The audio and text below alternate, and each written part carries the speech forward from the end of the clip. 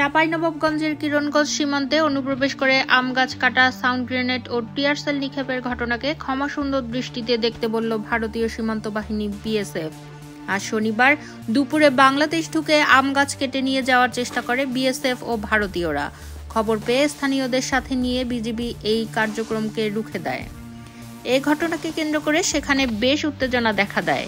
এ সময় ওপার থেকে ছোড়া হাতবোমার বিস্ফোরণে অন্তত ৫ বাংলাদেশি আহত হয়েছেন বলে জানা যায়। ঘটনার পর থেকে পরিস্থিতি নিয়ন্ত্রণে ঘটনাস্থলে বিজিবির অতিরিক্ত সদস্য মোতায়েন করা হয়েছে।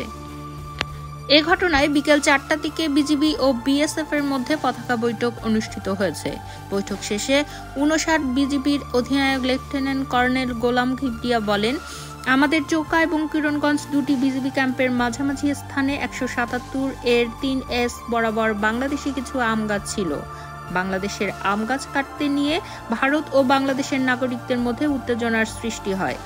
দুই দেশের মানুষ শূন্যরেখা বরাবর দাঁড়িয়ে যায়। তিনি আরও বলেন, আমরা বিজিবির জনবল বৃদ্ধি করেছি।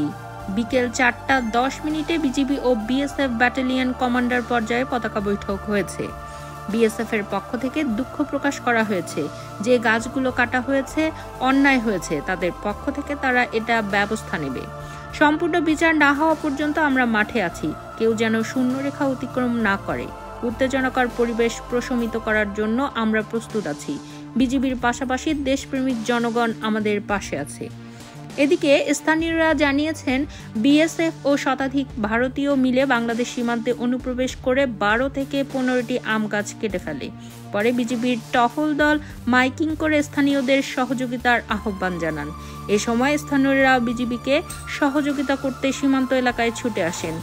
বিএসএফ সদস্যরা ৪টি সাউন্ড গ্রেনেড ও টিয়ার সেল নিক্ষেপ করে। স্থানীয় ভারতীয়রা পাথরও ছুঁড়ে মারে।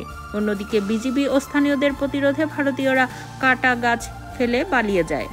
উল্লেখ্য, চৌকা সীমান্তের ওপারে ভারতের সুখদেবপুর সীমান্তে বিএসএফ এর কাঁটাতারের বেড়া নির্মাণ নিয়ে কয়েকদিন ধরে উত্তেজনা বিরাজ করেছিল।